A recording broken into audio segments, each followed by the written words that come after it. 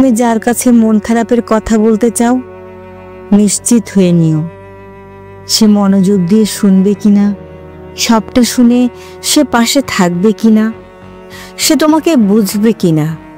তুমি নিশ্চিত হয়ে নিও যার কাছে ভেঙে যেতে চাও, ঝরাতে চাও বৃষ্টি, নিশ্চিত হয়ে নিও সে উঠে দাঁড়াতে হাত বাড়িয়ে দিবে কিনা, রোদ হয়ে শুকাবে কিনা ভেজা কাপড়, সে কি আদৌ সঙ্গ দিবে।